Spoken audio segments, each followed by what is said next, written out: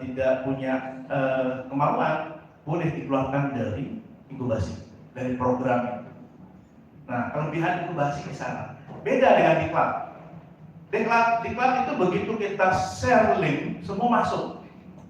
Dicari 25 orang, yang daftar 100. Kita harus buang 75 orang. Buangnya berat. Apa kriterianya? Lihat dari produknya, ternyata dia pinjam produk orang lain. Kenapa? Yang ideal kan setiap peserta diklat itu harus dikunjungi oleh pendamping sebetulnya.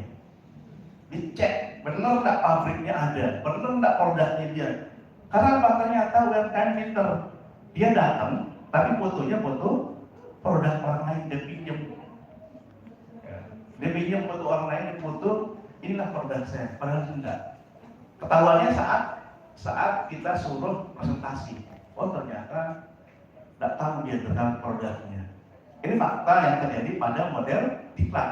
Padahal diklat itu lumayan biayanya. Makanya yang paling akurat sebenarnya adalah model inkubasi. Jadi dari awal dia harus diseleksi, step by stepnya harus diseleksi. Hanya saja syaratnya inkubasi atau manajemen inkubator betul-betul membuat bisnis prosesnya jelas. Kurikulumnya, kemudian model pembinaannya harus jelas. Karena apa? Antara tenan dan inkubator harus kontrak, tidak boleh tidak kontrak.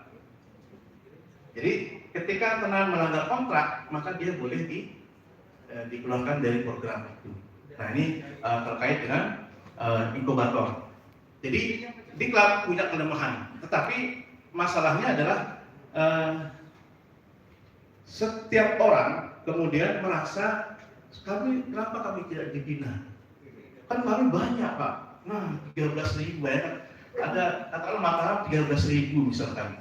Kalau inkubasi itu kita cuma 120 Pak. Paling banyak 20. 50 provinsi ya? Oke. 50 standar provinsi, standarnya 50. Kalau kabupaten kota minimal 20. 50 diinkubasi, sementara ada 13.000 UMKM. Tetapi memang kita harus ada upaya untuk memilih UMKM terbaik untuk ekspor. Kalau semua kita pilih untuk ekspor, tidak mungkin lah. Secara logika tidak mungkin. Pasti harus terpilih. Memilihnya melalui inkubasi. Cuman step by stepnya harus jelas. Jadi inkubator nanti membuat semua dokumen-dokumen yang tersedia. Bahkan ketika coaching klinik pun, ketika dia konsultasi itu harus tercatat.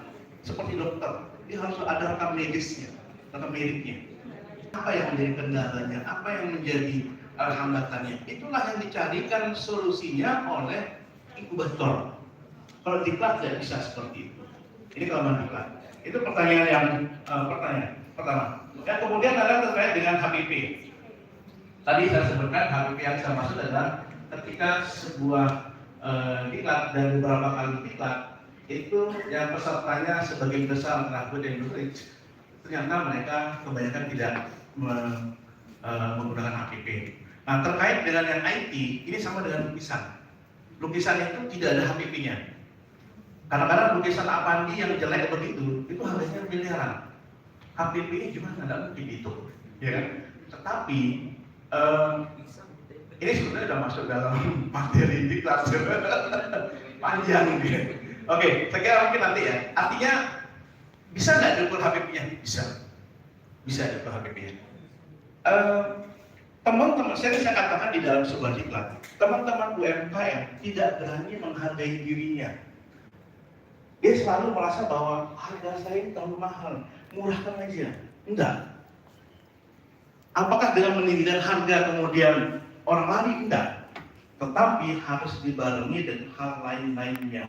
Misalkan bagaimana after sales-nya, bagaimana pelayanannya, bagaimana personal branding-nya. Nah itu harus komprehensif kita bicara tentang itu. Mungkin saya tidak bisa menjawab secara detail tentang itu. Nanti bagian yang Pak Santi di diklat atau di inkubator. Pertanyaan yang pertama terkait dengan syarat inkubasi. Syarat inkubasi gampang Bu. Ibu buat anggaran apa namanya? Akte notaris, ya.